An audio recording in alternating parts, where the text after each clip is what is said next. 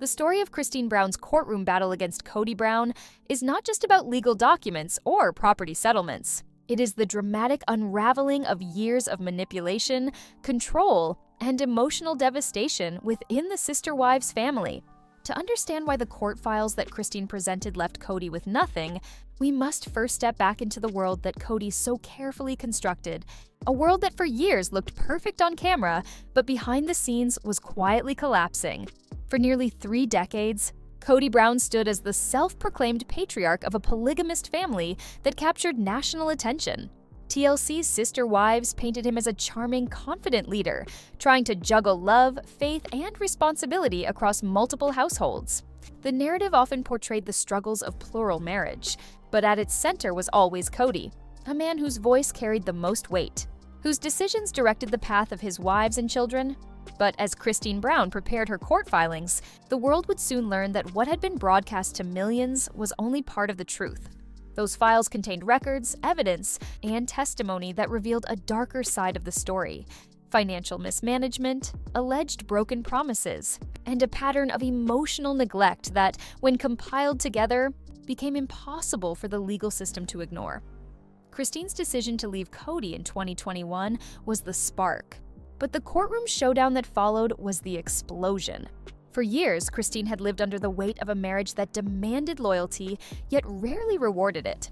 She was expected to play the role of dutiful wife, smiling for the cameras, raising children, supporting other sister wives, and holding her tongue when Kody's attention wandered elsewhere.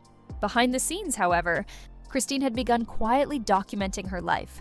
Conversations, financial records, and moments of neglect that spoke louder than any public interview ever could. By the time she walked into court, Christine was no longer the passive wife viewers remembered. She was a woman with a mission. She came armed with evidence that could change the trajectory of her future. And more importantly, ensure that Kody would not be able to manipulate the system in the same way he had manipulated his family for years. The courtroom atmosphere was tense, filled with anticipation, as Christine's legal team began presenting what the media would later call her secret court files. These were not simply a few documents shuffled together. They were meticulously compiled records spanning years. Bank statements revealed questionable transfers. Property deeds raised new questions about ownership. And private communications highlighted contradictions in Kody's public persona. To the casual observer, this was a custody and property dispute. But to those inside the courtroom, it felt like Christine was finally lifting the veil on decades of carefully hidden dysfunction. And Kody, who had long relied on charisma to win over fans and family alike, suddenly found himself cornered by cold, hard facts. What shocked the court the most was not just the evidence itself, but the way it painted a consistent story. A man who had consolidated control, often leaving his wives vulnerable, financially dependent, and silenced. For Christine, this was her liberation, the moment she could stand not just for herself, but for her children and for the other women who had felt trapped in similar cycles. When the judge reviewed Christine's files, it became clear that Kody's case was crumbling. Arguments that once might have carried weight in a religious or family setting held no ground under the scrutiny of law. The more Kody tried to justify, the more Christine's evidence dismantled his narrative. Each document, each timeline entry, and each financial record seemed to echo the same conclusion. Kody had built his empire on shaky ground. The emotional weight of the proceedings cannot be overstated. Christine was not only presenting facts, she was reclaiming her voice. For years, she had felt unseen, overshadowed by Robyn, Kody's 4th wife, who seemed to hold his exclusive attention. The files showed patterns of favoritism that were not only unfair, but financially damaging. Christine's team highlighted how resources had been disproportionately funneled into Robyn's household, while Christine and her children were left to manage with less. Viewers of Sister Wives had long speculated about Kody's favoritism, but seeing it laid out in official records gave the suspicion undeniable weight. The courtroom wasn't a reality show set. It was a place where truth was demanded, and Christine delivered. This was the turning point. Christine was no longer the wife quietly suffering in the shadows. She was the woman who walked into a courtroom, evidence in hand, and dismantled the foundation of Kody's control piece by piece. And as the gavel would soon fall, the verdict would echo what Christine had always known deep down: that her freedom and her children's well-being mattered more than the illusion of a perfect plural marriage. The courtroom. battle was not only about Christine's voice finally being heard, but also about exposing the flaws in Kody's carefully curated image. For years, fans of Sister Wives had debated online about his treatment of the wives, the unequal distribution of his time, and the visible favoritism toward Robyn. But debates and rumors are one thing. Hard evidence in a courtroom is something else entirely. Christine's files bridged that gap. They turned speculation into documented reality, and that reality was devastating for Kody's credibility. Christine's attorneys were strategic. Instead of overwhelming the court with emotional testimony, they let the paperwork do the talking. Line by line, transaction by transaction, they peeled back the layers of Kody's financial dealings. Every detail painted a picture of a man who had prioritized one household above all others, often at the expense of the rest of his family. One of the most explosive revelations came from a series of bank statements tied directly to the family's shared accounts. Christine's legal team highlighted repeated transfers from joint funds into accounts that primarily benefited Kody and Robyn, while Christine and the other wives had always been told that resources were to be shared equally. The documents suggested otherwise. This was not merely a matter of perception, it was black and white proof. The courtroom murmurs grew louder as Christine's lawyers revealed text messages and emails that supported the narrative. In one exchange, Kody appeared to dismiss Christine's concerns about financial struggles, assuring her that everything was under control. Yet the very same week, large sums had been moved into an account Christine had no access to. The contradiction was damning, but Christine's files did more than expose financial mismanagement. They also documented years of emotional neglect. Journals, emails, and even testimonies from her adult children painted a heartbreaking picture of a mother trying to keep her family afloat while being consistently sidelined by the man who promised to be her partner. These were not exaggerated stories spun for drama. They were first-hand accounts, verified and cross-examined under oath. The judge listened intently, often pausing to ask clarifying questions. The weight of Christine's evidence was undeniable, and Kody's defense began to unravel. His attorneys tried to argue that polygamous families operated under different rules, that shared responsibility and trust made formal record-keeping unnecessary. But the judge was unmoved. In the eyes of the law, financial accountability and fairness mattered, regardless of religious or cultural context. Kody's frustration became visible as the proceedings dragged on.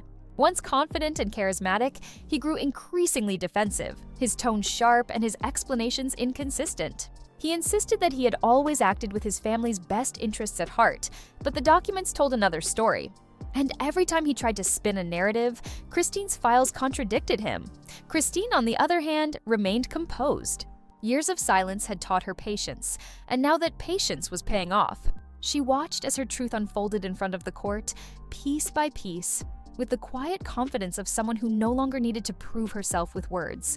The files spoke for her, louder and clearer than she ever could have imagined. The media outside the courthouse was relentless.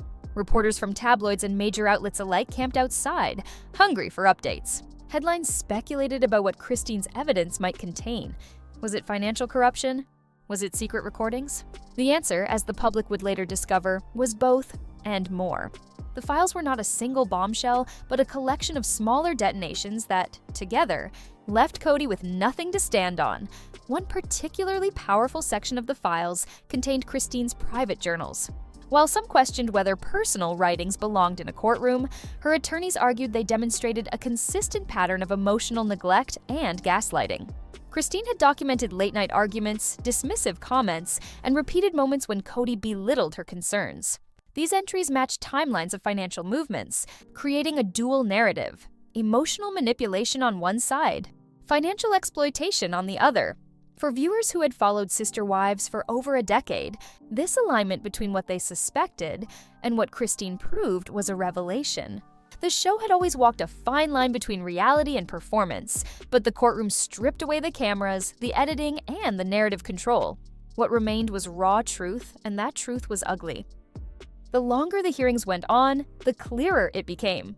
Christine was not simply fighting for her share of property or financial independence. She was fighting to expose a system of control that had kept her, and by extension, her children, under Kody's thumb for far too long. Every document was another brick removed from the wall of power Kody had built around himself. As the court adjourned one afternoon, a hush fell over the room. Even those who had come in skeptical of Christine's case could not deny the strength of her evidence.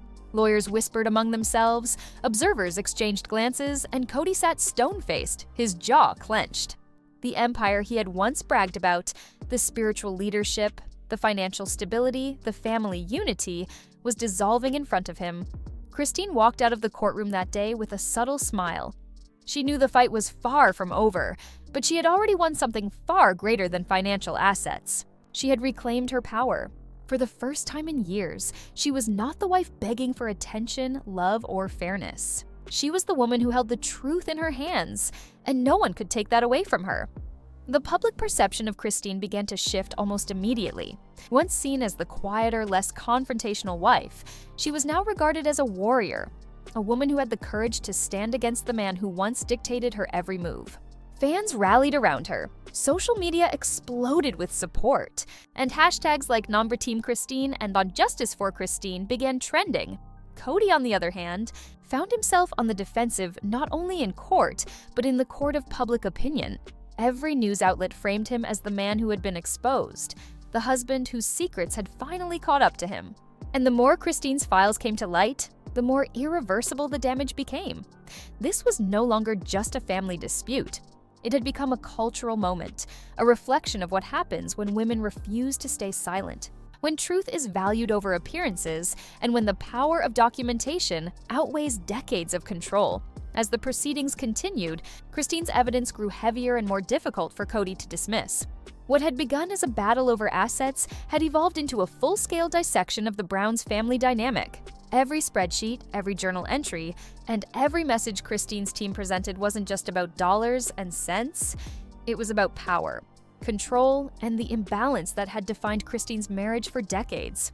The judge, accustomed to high-conflict divorce cases, seemed especially focused on the financial documentation. Family disputes often hinged on vague claims or emotional testimonies, but Christine's files were different. They were precise. Every transaction was time-stamped. Every property agreement was backed by signatures, or the absence of them.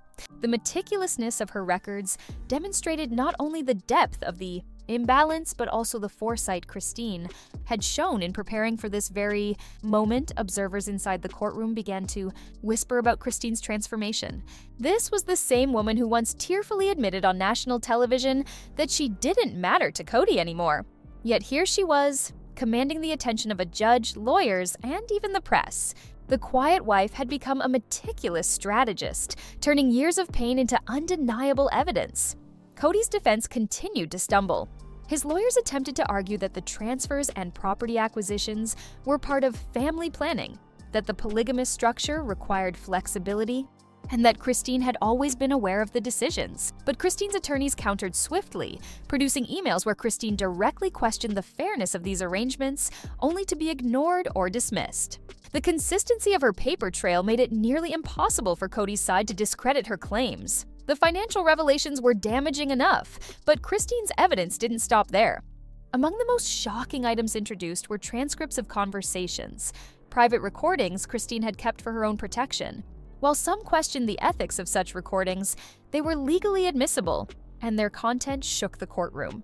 In one clip, Kody's voice could be heard dismissing Christine's concerns about money, telling her that Robin and the kids need it more right now, and implying that Christine's own household would have to make do. The coldness in his tone was undeniable. For years, fans of the show speculated about favoritism, but this was the smoking gun, the proof that Kody prioritized one wife and her children over the others. The playback left the courtroom silent. Christine sat still, her expression calm but resolute. Kody, on the other hand, looked increasingly agitated. His once polished composure was cracking. His lawyers scrambled to object, but the judge allowed the recordings, noting that they provided valuable context to the financial disputes. The recordings were only part of the puzzle. Christine's files also contained copies of communications from Kody to TLC producers, where he had pitched storylines that downplayed the family's internal conflicts and emphasized unity, even as his household fractured behind the scenes. These communications suggested a deliberate attempt to maintain a false narrative for profit and public image, while privately favoring one wife's household over the rest. It was a damning revelation. Not only had Kody misled his wives, but he had also misled the viewing public. And in a courtroom setting where credibility is everything, this double standard severely weakened his defense.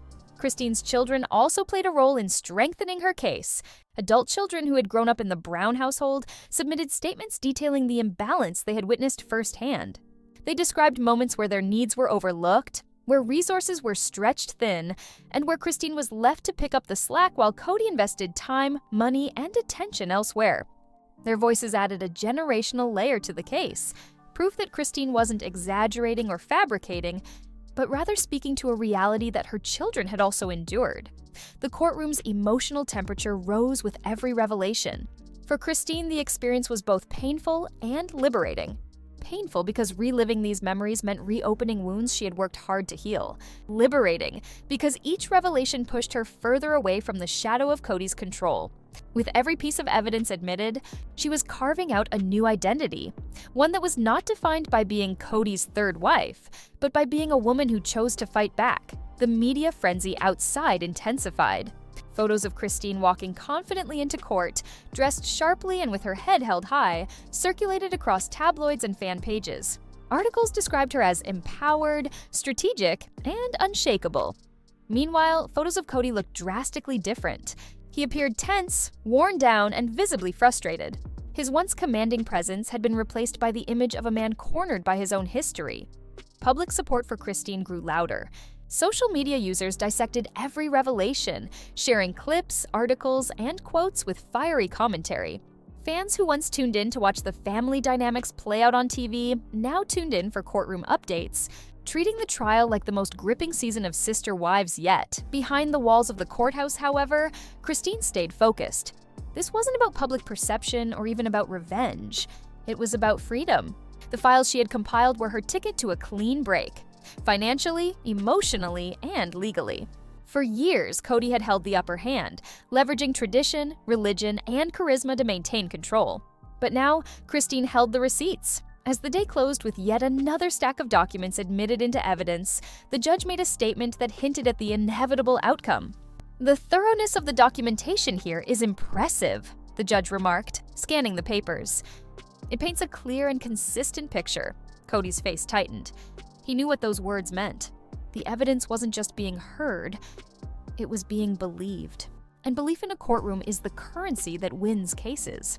Christine's quiet satisfaction was not rooted in vengeance, but in justice.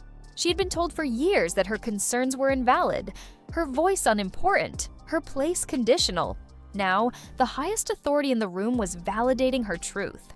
It was a feeling she had never experienced within her marriage, and it fueled her determination to see the case through to the end. By the time Christine left the courthouse that evening, she was no longer the Christine the world thought they knew. She was no longer the wife fighting for scraps of attention. She was the woman who walked into a courtroom armed with truth, and by the time the trial was over, that truth would leave Kody with nothing. When Christine's secret court files surfaced, they did more than dismantle Kody's financial stronghold. They cracked open the fragile structure of the Brown family itself. For decades, Kody had thrived on his ability to control the narrative, to maintain authority not only over his wives, but over how the world perceived him. Yet once those files were entered into evidence, that control evaporated.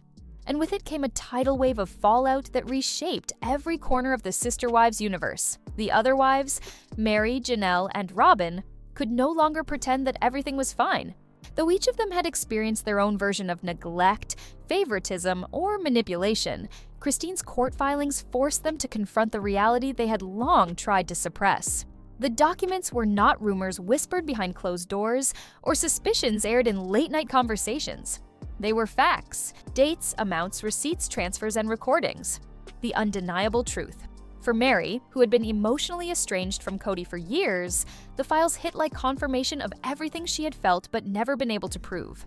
She had spent years trying to reconcile her diminished role in the family, blaming herself for Kody's coldness. But Christine's evidence reframed her perspective. Maybe it wasn't her failures that pushed Kody away. Maybe it was his deliberate favoritism and financial funneling that had kept her at arm's length all along. For the first time in years, Mary felt less alone in her suffering. Janelle's reaction was more pragmatic. Always the numbers-oriented wife, Janelle had long raised questions about the family's finances. She had worried about investments in Coyote Pass, about the way Kody handled debt, and about the discrepancies in spending across households. Christine's files didn't just confirm her suspicions, they gave her the hard proof she had been missing. And as Janelle pored over the documents, her anger grew. She realized how much she and her children had sacrificed while resources were quietly redirected to Robin's home. Robin, of course, was thrust into the eye of the storm. The files repeatedly pointed to her household as the recipient of preferential treatment, and while she had long claimed innocence in these decisions, the evidence suggested otherwise. Transfers linked directly to accounts she controlled painted a picture that was difficult to dismiss as coincidence. Robin defended herself fiercely in conversations with the other wives, insisting that she had never asked for favoritism, that Kody had made those choices independently. But the damage was done. The perception, both in the courtroom and in the public eye, was that Robin had benefited at the expense of the others. Kody himself was unraveling. In the weeks following the courtroom revelations, his confidence eroded into defensiveness. For years, he had been the unchallenged leader of his family, the man whose decisions went unquestioned. But now, every word out of his mouth was scrutinized, every justification dismantled by Christine's files. He lashed out in interviews, claiming betrayal, insisting that Christine was twisting the truth to paint herself as a victim. Yet the harder he fought to salvage his reputation, the more credibility he lost. The children of the Brown family also felt the ripple effects. Christine's daughters, who had watched their mother's pain for years, now saw her vindicated in court. They rallied around her, offering public statements of support and privately sharing relief that their mother had finally been heard. For them, the trial wasn't just about money or property. It was about validation. The woman who had held them together through neglect and struggle was finally recognized as the fighter they always knew she was. Meanwhile, Kody's relationships with his older children strained even further.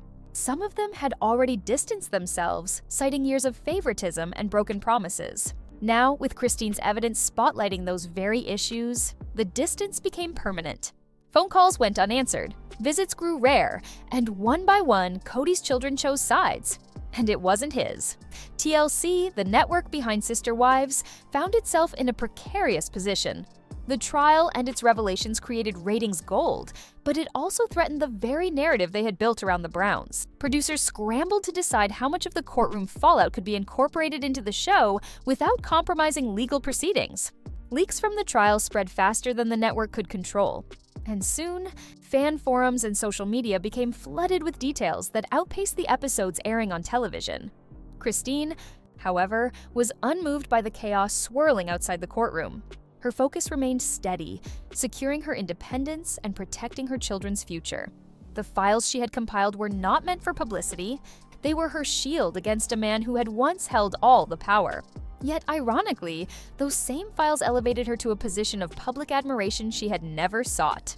Fans saw her as a symbol of resilience, a woman who dared to fight back against decades of manipulation. As part 2 of the courtroom battle unfolded, the cracks in the Brown family widened into chasms. What Christine had unleashed was bigger than a legal case. It was a reckoning. A reckoning for Kody's authority, for Robin's perceived privilege, for Mary's isolation, and for Janelle's frustrations. It was a reckoning for years of silence, finally broken by a stack of files that proved one undeniable truth. Christine was right all along. Christine's emergence as the central figure in the courtroom did more than shift power away from Kody. It forced the Sister Wives family into a confrontation with truths they had long tried to avoid. For years, denial had been their coping mechanism. Whenever problems surfaced, they were smoothed over with platitudes about faith, unity, or working through challenges. But Christine's evidence didn't allow for smoothing over. It demanded acknowledgement, and acknowledgement meant change. The atmosphere within the family homes became icy. Once family gatherings had been filled with an uneasy sense of forced cheer, smiles for the cameras, shared meals that masked the underlying resentments. Now, the tension was too thick to ignore. Mary barely spoke during group meetings, her silence a heavy reminder of how long she had been sidelined. Janelle's questions about finances grew sharper, cutting through any attempt Kody made to deflect. And Robin, once positioned as Kody's soulmate, now found herself isolated, the target of subtle but unmistakable resentment. For Christine, watching this unfold was bittersweet. On one hand, she felt vindicated. Her truth had finally pierced the family's veil of denial. On the other hand, she grieved the loss of what she had once hoped the family could be. Polygamy, as Kody had always pitched it, was supposed to be about love, unity, and shared strength. But in practice, it had become about hierarchy, favoritism, and sacrifice that always seemed to fall on the shoulders of the women. The court filings were simply the receipts. Public interest in the case skyrocketed. Tabloid headlines screamed about Christine's secret evidence, while mainstream outlets framed the trial as a landmark moment in the cultural conversation about polygamy, gender roles, and financial abuse. Analysts weighed in on morning shows, dissecting the implications of Christine's victory and speculating about what it meant for the future of the Brown family. The trial had transcended reality TV drama. It had become a national conversation about accountability in unconventional family structures. Kody, however, could not accept the narrative. He doubled down in interviews, portraying Christine as manipulative and ungrateful. He argued that the evidence had been taken out of context, that Christine was waging a personal war against him, fueled by bitterness and betrayal. Yet his protests rang hollow in the face of documented proof. Every time he appeared on camera to plead his case, clips of the courtroom evidence resurfaced online, directly contradicting his words. His once loyal fan base fractured, with many openly calling out his hypocrisy. The contrast between Christine and Kody became a powerful symbol in the public eye. Christine was calm, methodical, and grounded in truth. Kody was erratic, defensive, and increasingly desperate. The more he flailed, the more Christine's quiet strength shone. And fans weren't just noticing, they were rallying. Petitions circulated demanding that TLC give Christine her own spin-off, free from Kody's shadow. Online forums filled with messages of support, with viewers sharing their own stories of breaking free from toxic relationships. Christine had unwittingly become more than a reality TV star. She had become a figure of empowerment. Behind closed doors, the ripple effects continued. Mary, emboldened by Christine's courage, began reconsidering her own place in the family. She had clung to the marriage out of loyalty and fear of leaving the only life she knew. But Christine's decision to step away, and the strength she showed in court, planted a seed. Perhaps Mary didn't have to remain trapped in limbo, waiting for Kody to give her scraps of attention. Perhaps she too could reclaim her voice. Janelle, meanwhile, became increasingly vocal. Always practical, she had tolerated Kody's flaws because she believed in the bigger picture. Raising children together, building Coyote Pass, creating something lasting. But now, with proof of how resources had been siphoned, her patience was running thin. She confronted Kody directly in heated conversations, demanding accountability. And when Kody dismissed her concerns, she turned to Christine for advice, their bond strengthening in ways that foreshadowed a deeper alliance. Robyn, once shielded by Kody's devotion, now faced the brunt of the backlash. She insisted she had never asked for special treatment, but the financial records told a different story. Whether or not she orchestrated the favoritism, she had undeniably benefited from it, and the other wives knew it. The isolation weighed heavily on her, straining her relationship with Kody. For the first time, cracks appeared in the seemingly unbreakable bond between them. The children, too, began reshaping their relationships with their parents. Christine's children grew closer to her, inspired by her courage and grateful for her willingness to fight for their future. Janelle's kids, already wary of Kody, distanced themselves further, citing the evidence as proof of everything they had suspected. Even Mary's child, Leon, expressed solidarity with Christine, noting that the evidence highlighted systemic issues within the family dynamic that had long been ignored. Kody, sensing his grip slipping, tried to reassert control. He called family meetings, demanded loyalty, and attempted to frame himself as the victim of Christine's betrayal. But his words fell flat. The wives and children had seen the evidence, and no amount of spin could erase it from their minds. The authority Kody once wielded was gone, replaced by an uncomfortable reality. The family no longer trusted him. As his trial dragged on, the stakes grew higher. The financial consequences were staggering. Properties once considered part of Kody's empire were now in jeopardy. Accounts he had controlled exclusively were subject to division, and the very land at Coyote Pass, once touted as the family's future, became a symbol of his failures. Christine's evidence positioned her to walk away not only free but financially secure, a possibility that shook Kody to his core. The irony was not lost on Christine. For years, she had lived with less, sacrificing her own comfort for the sake of the family dream. Now, because of the very evidence that documented her sacrifices, she stood to gain independence and stability. It was poetic justice. And though Christine did not relish Kody's downfall, she embraced the empowerment it brought her.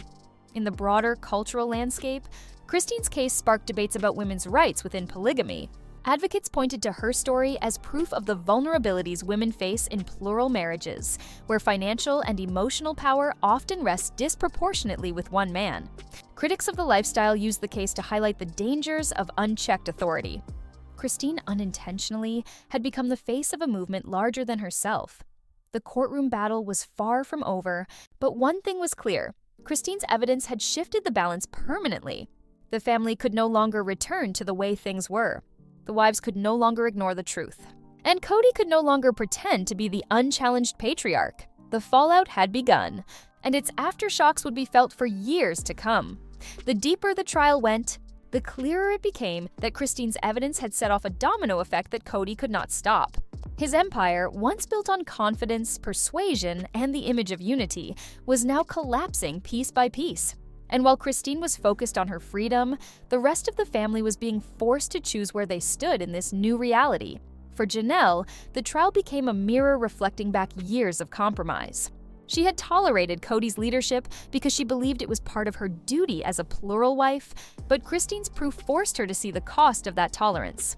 The evidence revealed exactly how much she and her children had been shortchanged. Late nights when she struggled to stretch money, holidays when her household went without while Robins enjoyed abundance, all of it was laid bare in black and white. And Janelle was furious. She confronted Kody in a private meeting, one that would later become the stuff of fan speculation. Witnesses close to the family described it as explosive, with Janelle demanding answers and Kody deflecting responsibility. "You always knew how things were handled," Kody reportedly said, but Janelle shot back, "No, Kody. What I knew was what you told me, and now I see the tooth." For a woman known for her calm pragmatism, Janelle's anger was a shock, but it was also a sign of just how deeply Christine's files had struck. Mary, on the other hand, was quieter in her reckoning. Her marriage to Kody had been distant for years, with little intimacy or partnership remaining. Many believed she stayed simply because leaving meant severing ties with the only life she had known. But Christine's bold step, backed by undeniable evidence, stirred something inside her. She began to ask herself a dangerous question. If Christine could walk away and rebuild, why couldn't she? Robin's experience was perhaps the most complicated. For years, she had been portrayed as Kody's favored wife, the one he legally married, the one who received the lion's share of his attention. The files made it clear that she had also received the lion's share of resources. Whether she orchestrated that or not, the perception became her burden to carry. Fans turned against her, labeling her complicit. The other wives, while not openly accusing her, began withdrawing from her emotionally. For the first time, Robin tasted the isolation that Christine, Mary, and Janelle had felt for years. Kody leaned on Robin as his support system, but even that relationship showed cracks. He vented about Christine's betrayal, about how unfair the court process was, about how everyone seemed to be against him. Robin listened, but in her private moments, she admitted to close friends that she felt the weight of the resentment aimed at her. Christine's files hadn't just dismantled Kody's finances. They had tainted Robin's standing within the family. The children, too, were caught in the shifting tides. Some of them, especially Christine's kids, felt vindicated by the trial. They had long felt that their household was less important in Kody's eyes, and the evidence proved them right. For them, the trial wasn't just about Christine reclaiming her independence, it was about their experiences finally being validated. Others, particularly Robin's children, struggled under the harsh spotlight. They were too young to understand why their family was being vilified in the media, but they felt the sting of classmates' comments, online chatter, and the subtle resentment in family gatherings. Outside the family, the cultural impact of the trial grew louder. Analysts compared Christine's decision to expose the truth with other high-profile cases where women fought against patriarchal control. Documentaries began pitching the Brown family as a case study in the dangers of unchecked power in polygamous households. Christine herself avoided the spotlight as much as possible, but her name was on everyone's lips. She had become a symbol of strength and resistance, whether she wanted to or not. Kody's public image deteriorated rapidly. Once the charismatic center of sister wives, he now appeared bitter and erratic in every media appearance. His attempts to paint Christine as manipulative backfired spectacularly. Fans pointed to the mountain of evidence and ridiculed his claims. Memes flooded social media, mocking his courtroom excuses and comparing Christine's composure to his spiraling rage. The financial consequences loomed large as the trial progressed. Lawyers revealed that if Christine's claims were upheld, Kody stood to lose significant assets, including portions of property he considered untouchable. Coyote Pass, his prized dream project, was now at risk of being divided or liquidated. The irony was brutal. The land Kody had pitched as the family's future was now a battleground that could cost him his stability. Christine, however, was careful in how she approached these financial stakes. She didn't frame her demands as revenge or greed. Instead, she emphasized fairness and accountability. Her legal team argued that Christine had poured years of labor into the family, raising children, maintaining households, and supporting Kody's ambitions, without proper recognition or compensation. Her share was not a prize for leaving, but a rightful acknowledgement of what she had given. This framing resonated strongly, not only in the courtroom, but in public opinion. Fans viewed her not as someone trying to take Kody down, but as a woman finally demanding what she was owed. The distinction mattered because it kept Christine above the fray of pettiness that Kody tried to drag her into. While he ranted about betrayal, she calmly pursued justice. Inside Christine's own home, there was a sense of healing taking place. Her children, who had spent years watching their mother's pain, now saw her empowered. They watched her walk into court with her head held high, her files in hand, and her truth laid bare. The pride they felt was immeasurable. For them, the trial was not just about Christine's future, but about breaking a cycle. They saw in their mother's strength a model for their own lives, proof that they did not have to accept neglect or control as normal. Meanwhile, Janelle began spending more time with Christine, their bond deepening in the wake of the trial. What had once been a complicated relationship between sister wives became a friendship grounded in mutual respect and shared experience. Janelle admired Christine's courage, and Christine valued Janelle's practicality. Together, they envisioned futures beyond Kody's control.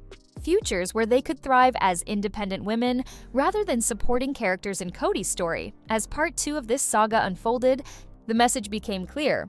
Christine's evidence had done more than dismantle Kody's case. It had reshaped the entire family dynamic, shifting loyalties, inspiring courage, and forcing every member to confront the truth they had long avoided. And as the trial headed into its next phase, the stakes would only rise higher. Kody's empire wasn't just crumbling in the courtroom, it was collapsing at home too. By the time the courtroom reached its 3rd week of hearings, the tension was unbearable. Every new session brought revelations that chipped away at Kody's defenses, and each blow landed harder than the last. If part 1 of Christine's case had been about presenting evidence, and part 2 about the fallout within the family, part 3 was about humiliation. For Kody Brown, this was the stage where everything he had worked to preserve, his authority, his image, his control, began to collapse under the relentless weight of Christine's files. The breaking point came when Christine's attorneys introduced a set of documents that no one, not even Kody, seemed prepared for. These were legal filings related to tax debts and unpaid obligations connected to family-owned properties. For years, Kody had projected the image of a man in control of his finances, insisting that the family's investments were secure, that their future was bright. Yet here, in black and white, were records of unpaid bills, penalties, and financial missteps that undermined every claim he had made. The courtroom buzzed as Christine's lawyer walked through the timeline. They pointed out how funds had been moved around, how debts were hidden, and how Christine's household had been pressured to contribute while others reaped the benefits. The irony was glaring. Kody had always demanded loyalty and sacrifice, but when it came to financial responsibility, he had failed his family. Kody's reaction was explosive. He interrupted the proceedings, raising his voice, insisting that the debts were temporary setbacks and that Christine was twisting the narrative to make him look incompetent. The judge quickly reprimanded him, reminding him that emotional outbursts would not change the facts. For a man who had spent decades controlling conversations at home, the humiliation of being silenced in court was unbearable. The recordings Christine had included earlier now returned with renewed relevance. Clips were played where Kody reassured Christine and the other wives that the family's finances are solid and there's nothing to worry about. Hearing those reassurances juxtaposed with the damning financial documents was devastating to his credibility. Even observers who had come into the courtroom sympathetic to Kody found themselves shaken by the contradictions. Meanwhile, Christine sat composed, her hands folded neatly on the table, her gaze steady. She didn't gloat or smirk at Kody's unraveling. She simply allowed the truth to stand on its own. This calmness only heightened the contrast between her and Kody. Where he was erratic and defensive, she was steady and grounded. It was a performance without being a performance, a natural display of strength that captured the sympathy of everyone in the room. The media latched onto this dynamic immediately. Headlines painted Kody as the unraveling patriarch and Christine as the quiet conqueror. Clips of Kody's outbursts circulated online, often paired with still shots of Christine's calm demeanor. Fans dissected every detail, noting how symbolic it felt to see the balance of power finally tip. For years, Christine had been cast as the wife who couldn't win Kody's attention. Now, she was the woman who had beaten him in the most public arena imaginable, but the humiliation didn't end with finances. Christine's attorneys then presented communications between Kody and business partners connected to family projects. These emails revealed that Kody had, at times, exaggerated the family's financial stability to secure deals, painting a picture of prosperity that wasn't backed by reality. While not outright fraudulent, the communications exposed a pattern of misrepresentation that cast further doubt on his honesty. Kody's lawyers scrambled to spin these revelations, but the damage was done. Each new piece of evidence reinforced a narrative of a man who had prioritized image over integrity, control over fairness. And in a courtroom, where trust and credibility are everything, that narrative was devastating. The impact rippled outward once again. Janelle, already furious over the financial disparities, was livid to learn about the hidden debts. She had poured her own money into the family dream of Coyote Pass, only to discover that the foundation was far shakier than Kody ever admitted. Mary, who had been drifting further into silence, now saw with painful clarity just how much she had been excluded from the truth.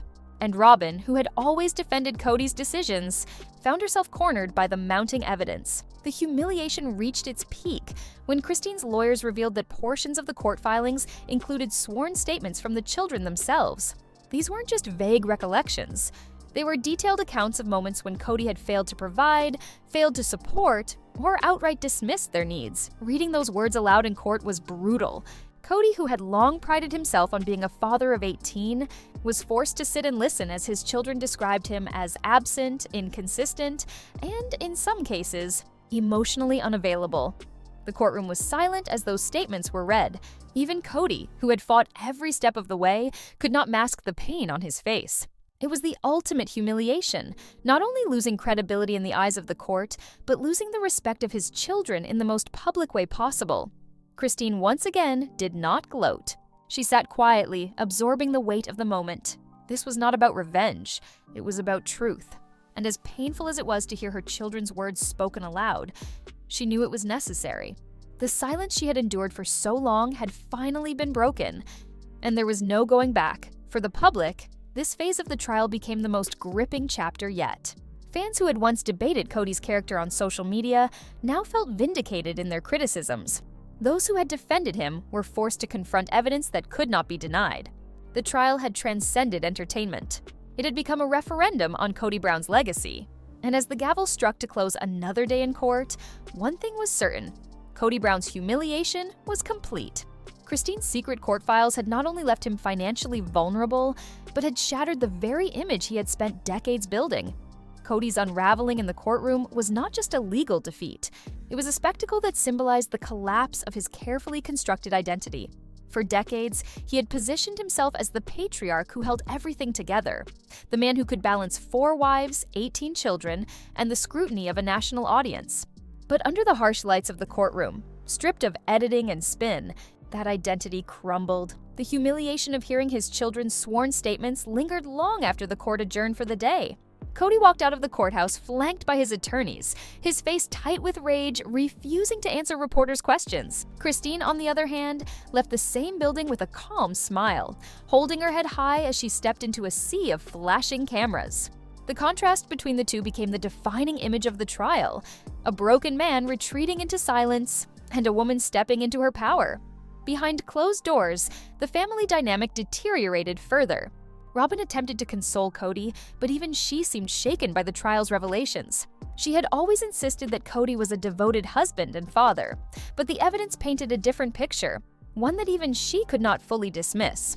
Their conversations turned tense, with Robin urging Kody to be honest about the financial missteps, while Kody lashed out, accusing her of doubting him. The bond that once seemed unbreakable now showed cracks, weakened by the undeniable truth Christine had exposed. Mary and Janelle, meanwhile, drew closer to Christine in spirit, if not yet in open alliance. They recognized that Christine's courage had created space for them to acknowledge their own grievances. Mary, still deeply hurt by years of neglect, found validation in Christine's files. Janelle, pragmatic as ever, realized that her loyalty to Kody had cost her far more than she had gained. For both women, the trial was not just Christine's battle, it was a mirror reflecting their own losses. The courtroom sessions continued, with Christine's lawyers pressing their advantage. They introduced a timeline that juxtaposed Kody's public statements on sister wives with the private financial documents. In one episode, Kody confidently declared that the family's investments were thriving. The very same week, according to Christine's files, their accounts showed a major shortfall and unpaid bills piling up. The dissonance was staggering. The image of prosperity broadcast to millions was a facade, and the courtroom laid it bare. Kody's lawyers attempted damage control, suggesting that Christine's evidence was being cherry-picked to fit her narrative. But the volume and consistency of the documentation made that argument weak. Every time they claimed context was missing, Christine's team produced yet another file, another receipt, another message that closed the gap. It was like trying to plug a dam with bare hands, futile and humiliating. The judge, who had remained patient through the proceedings, began to show visible signs of impatience with Kody's side. Interruptions, objections, and emotional outbursts slowed the process, but they did nothing to change the trajectory. The facts were unrelenting, and the court was taking note. Outside the courtroom, the media frenzy intensified. National outlets ran features analyzing Kody's fall from grace. Morning talk shows framed Christine as a symbol of empowerment, comparing her journey to other women who had broken free from oppressive relationships. Think pieces debated whether sister wives should continue airing, given the revelations. Was it ethical to portray a family dynamic that had proven so damaging behind the scenes? TLC remained silent, but insiders leaked that the network was in crisis, talks about the future of the franchise. For Christine, this public attention was overwhelming but secondary. Her focus remained on the outcome of the case. She wanted fairness in the division of assets, stability for her children, and closure from years of emotional turmoil. Yet, even as she kept her priorities grounded, she could not escape the reality that she had become a cultural figure. Strangers wrote her letters of support. Women from polygamist backgrounds reached out, thanking her for speaking truth to power. Whether she intended it or not, Christine's fight had become bigger than herself. Kody, in contrast, grew more isolated. His interviews became fewer as media outlets shifted focus to Christine. His fanbase shrank, and even among those who had once defended him, doubts began to fester. Social media mocked his courtroom outbursts, turning his once authoritative presence into memes that highlighted his desperation. For a man who had thrived on attention, the humiliation was cutting. The emotional toll became visible. Kody's once confident posture slumped, his speeches lost their fire, and his charisma seemed to evaporate. His authority in the family, already weakened, was nearly gone. Family meetings grew more contentious, with Mary and Janelle openly questioning him and Robin unable to shield him from the growing resentment. His children avoided him, some outright refusing to appear in court or on camera. He was a patriarch without a flock, a leader without followers. Christine, however, remained steady. She knew the trial was far from over, but she also knew the tide had turned. Every day she walked into court, she carried the weight of years spent silenced. And every day she walked out, she felt that weight lighten. The files she had once quietly compiled in secrecy had now become her greatest weapon, dismantling Kody's control one revelation at a time. The climax of this phase came when Christine's team presented a set of property records tied to Kody Pass. For years, Kody had pitched the land as the family's future, the place where they would all build homes and finally live in harmony. But the documents revealed that ownership was uneven, that certain parcels had been manipulated in ways that benefited Kody and Robin disproportionately. The dream of unity was, in reality, a scheme of control. The revelation struck like a hammer. Kody Pass was not just land, and it was a symbol. For years, it had been the promise that kept the wives tethered, the hope that their sacrifices would eventually pay off. Learning that it had been manipulated shattered that hope. Christine's attorneys emphasized this point with precision. This was not a family plan. This was a plan to consolidate control. The silence in the courtroom after that statement was deafening. Even Kody's most loyal defenders had no words. The illusion was shattered. Christine had not only stripped Kody of his credibility, she had dismantled the very foundation of his dream. And with each passing day, it became clearer. Kody Brown was not the man he claimed to be. By the time the trial entered its final stretch, the air in the courtroom was heavy with inevitability. The mountain of evidence Christine had compiled, the bank records, the recordings, the property documents, the children's testimonies, had left little doubt about where the case was heading. Kody, once so assured of his ability to control every narrative, sat slumped at the defense table, his confidence stripped bare. He had weathered financial humiliation, the collapse of his authority, and the loss of credibility in the eyes of his children. Now, he was staring down the prospect of losing everything else. The judge's demeanor had shifted noticeably over the course of the trial. Where once there had been patience and neutrality, there was now a sharp edge of frustration with Kody's constant objections, outbursts, and evasions. The judge no longer indulged his attempts to reframe Christine as a manipulator or a liar. Instead, the judge's questions drilled deeper into inconsistencies in his own testimony. It was clear the court's trust was not on Kody's side. Christine, on the other hand, exuded a quiet strength that only grew as the verdict loomed closer. She had walked into the trial burdened by years of silence, fear, and uncertainty. Now, she walked into the courthouse each day with her head held high, surrounded by supporters, her confidence radiating through her calm demeanor. For Christine, the trial had already delivered a kind of victory. Regardless of the financial settlement, she had reclaimed her voice and revealed the truth. The wives outside the courtroom were not immune to the gravity of what was unfolding. Mary, once resigned to a life of loneliness and diminished relevance, found herself questioning why she had stayed so long. Watching Christine fight and win forced her to confront her own choices. She began to see her loyalty to Kody not as devotion, but as fear. Fear of leaving, fear of starting over, fear of facing the unknown. But Christine had shown her a different path.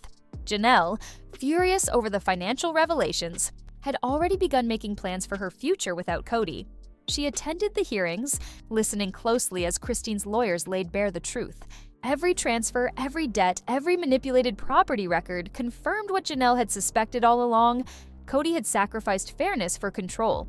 And now, Janelle resolved, she would no longer sacrifice her own peace for a man who had betrayed her trust. Robin, however, was unraveling. The files had repeatedly tied her household to Kody's favoritism, and while she insisted she hadn't orchestrated it, the perception was impossible to shake. For the first time, she experienced what the other wives had long endured: isolation. Christine no longer spoke to her. Janelle kept her distance. Even Mary, once desperate for Robin's approval, had pulled away. Robin found herself alone, tethered only to Kody, whose own collapse dragged her further into the shadows.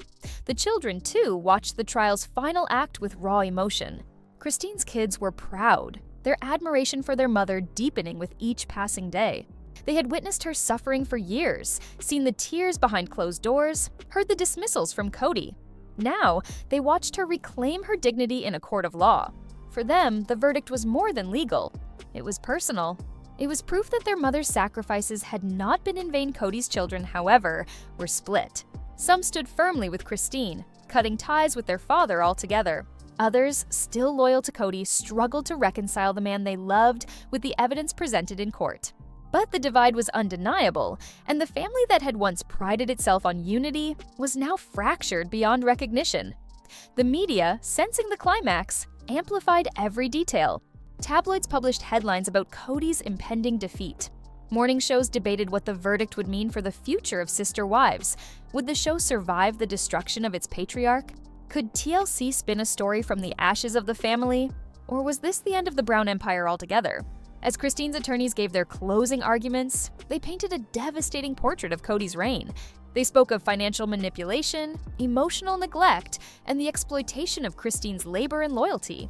They framed Christine not as a bitter ex-wife, but as a woman who had endured injustice for too long. This case, one attorney said, is not about vengeance. It is about fairness, accountability, and the right of a woman to walk away with dignity.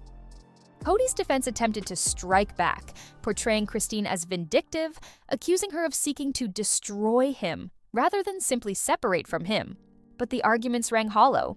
After weeks of damning evidence, the suggestion that Christine was the villain seemed desperate. The judge and everyone else in the courtroom knew who had been exposed. When the gavel struck to signal the end of the hearings, a hush fell over the courtroom. The verdict would come soon, and though no one could predict the exact terms, the outcome was clear. Kody's empire was finished. The man who had once stood as the center of the sister wives' family, who had commanded loyalty and built a life on control, was about to lose the last remnants of his power. For Christine, this moment was bittersweet. She had not entered the trial seeking to destroy Kody, she had entered seeking freedom. And as the verdict loomed closer, she realized she had gained far more. She had become a symbol of strength, a voice for women silenced by patriarchal control, and an inspiration for her children. The verdict would soon be read, but in many ways, the trial was already over. Christine had won, not just in court, but in life. And Kody, stripped of credibility, authority, and respect, had nothing left but the ruins of the empire he had once lorded over. The day of the verdict arrived with a sense of anticipation that hung heavy in the air. The courthouse was swarmed with reporters, cameras flashing as Christine and Kody entered through separate doors. Supporters of Christine held signs outside, cheering her courage, while critics of Kody shouted accusations that echoed through the streets. The trial had become more than a family dispute. It had become a spectacle, a cultural flashpoint where justice and reality TV collided. Inside the courtroom, Christine sat calmly at her table, her attorneys beside her. She wore the same quiet determination she had carried throughout the trial. No theatrics, no dramatics, just resolve. Kody, by contrast, appeared gaunt, his hair disheveled, his face lined with exhaustion. He shifted nervously, glancing often at his lawyers, but found little comfort there. The verdict was no longer in their hands. It was in the hands of the court. The judge began by summarizing the case. The courtroom hushed as every ear strained to hear. The judge outlined Christine's evidence: the financial discrepancies, the favoritism, the recordings, the property manipulations. Each point was laid out methodically, as though the court wanted to ensure that the verdict would be understood not as a rash decision, but as the inevitable conclusion of overwhelming evidence. Kody sat rigid, his jaw clenched, as the judge repeated phrases like pattern of mismanagement, lack of accountability, and failure to act in good faith. Each phrase was another nail in the coffin of his reputation. Christine, by contrast, remained steady, her eyes forward, her expression resolute. She had lived these truths for years. Now they were being spoken aloud in the highest authority of the courtroom. When the judge finally announced the ruling, the room seemed to hold its breath. Christine was awarded a fair and substantial share of the family's assets, including a portion of the land at Coyote Pass. The judge ruled that Kody's financial dealings had been inequitable and that Christine was entitled not only to her rightful portion but also to compensation for years of imbalance. It was not just a legal win, it was a vindication. The courtroom erupted with murmurs. Reporters scrambled to file their stories. Christine closed her eyes briefly, exhaling as though releasing years of tension in one breath. For her, it wasn't about the money or the land. It was about recognition. The court had acknowledged what she had always known, that she had given her all to a family system that gave little back. And now, she would walk away with dignity. Kody's face told a different story. He looked shattered, his eyes darting around as though searching for an escape. The man who once commanded 4 households and the attention of millions now sat stripped of power, reduced to a figure of pity and ridicule. Robin, seated behind him, reached out a hand, but even her comfort could not soften the blow. The verdict was devastating, not only to his finances but to his identity. He had built his life around being the patriarch, the provider, the leader. Now, a court had declared in no uncertain terms that he had failed in those roles. The judge concluded with a statement that would echo beyond the walls of the courtroom. This case demonstrates the importance of transparency, fairness, and accountability in all family structures. No individual should bear the burden of inequity while others benefit disproportionately. The evidence here makes clear that such inequity existed, and this ruling seeks to correct it. Those words reverberated like a final gavel strike. They weren't just directed at Kody. They were a message to anyone who believed control and favoritism could be hidden behind family loyalty or faith. Christine's case had set a precedent, not just legally, but symbolically. As Christine left the courtroom, reporters shouted questions, cameras flashing. She spoke briefly, her voice calm but firm. "This has never been about destroying anyone. This has always been about fairness, about truth, and about protecting my children's future. I'm grateful the court saw that." With those words, she walked away, her supporters cheering as she disappeared into the crowd. Kody, by contrast, slipped out quietly, shielded by his attorneys. Gone was the man who once relished the spotlight, who basked in attention and thrived on being the center of the story. Now he was reduced to silence, his empire in ruins. The humiliation of the courtroom had followed him out the doors, and the world was watching. The verdict sent shockwaves through the Brown family. Janelle, who had long struggled with her loyalty, felt vindicated. She congratulated Christine privately, thanking her for the courage to expose what so many of them had endured. Mary, too, was moved, though her response was more subdued. She began to imagine a future beyond Kody, a life where she no longer had to wait for scraps of affection or approval. Robyn, however, was devastated. Though she stood by Kody, the verdict confirmed what the others had long accused her of, benefiting from favoritism at the expense of the rest. Whether intentional or not, the perception stuck, and her once strong ties to the other wives were severed. She was left tethered only to Kody, whose humiliation had dragged her down alongside him. The children's reactions varied, but for many, the verdict was a relief. Christine's kids felt validated, their mother's sacrifices finally recognized. Janelle's children shared in that relief, knowing their suspicions about favoritism had been proven true. Kody's older children, many of whom had already distanced themselves, now felt justified in their decisions. The verdict confirmed what they had seen all along. Their father's priorities had never been balanced. Public reaction was swift and intense. Hashtags like John Christine wins and Justice for Christine trended on social media. Editorials praised her courage, while commentators called the verdict a cultural milestone. Christine was hailed as a symbol of empowerment, a woman who had stood up against years of inequity and emerged victorious. Kody, meanwhile, became the subject of ridicule, his outbursts and evasions replayed endlessly in viral clips. For Christine, the verdict was not the end, but the beginning. She had won her freedom, her dignity, and her independence. The court had given her what she was owed, but more importantly, it had given her validation. And as she looked toward the future, she knew one thing with certainty: she would never again allow herself to be silenced. The courtroom battle was over, but its aftershocks reverberated long after the gavel fell. Christine walked out of the courthouse not just as a woman who had won a legal battle, but as a woman who had reclaimed her power. For years, she had been defined by her role in Kody's polygamous empire. The third wife, the mother who kept the household together, the one who smiled through the pain for the cameras. But now, she was defined by something else: survival, courage, and triumph. Christine's children immediately noticed the change in her. The stress lines that had marked her face softened. Her voice carried a new steadiness, a new clarity. She laughed more, moved with more confidence, and began speaking about the future with optimism rather than hesitation. For them, the verdict wasn't just about money or property. It was about seeing their mother reborn. Kody, however, was a shell of the man he once projected to the world. The patriarch who had once strutted with confidence, delivering speeches about loyalty and unity, now moved with the weight of humiliation. His empire was gone, his reputation shredded, his relationships with his children fractured beyond repair. The courtroom defeat had not only stripped him financially, it had exposed him as a man unworthy of the authority he had clung to for so long. The family gatherings, once a cornerstone of the Brown identity, fell apart. Mary stopped attending altogether, retreating into her own life. Janelle showed up sporadically, but her patience for Kody's excuses had worn thin. Even Robyn, who had been his closest ally, struggled to hold the pieces together. Her attempts to defend him felt increasingly hollow, her protest drowned out by the undeniable truth the court had laid bare. The children cemented the fracture. Christine's kids rallied around her, forming a tight unit of support. Janelle's children followed suit, distancing themselves from Kody and finding solace in the bond between their households. Mary's child Leon made it clear that they stood with Christine, praising her courage publicly. Robyn's children, meanwhile, found themselves caught in a painful isolation, loyal to their parents, yet stigmatized by the perception of favoritism that had fueled the trial. In the public eye, Christine soared.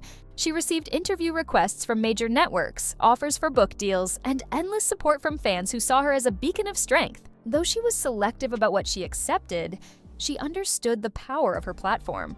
When she spoke with honesty, emphasizing not revenge, but healing. "This was about truth," she told one interviewer. "It was about making sure my children and I could move forward without carrying the weight of lies."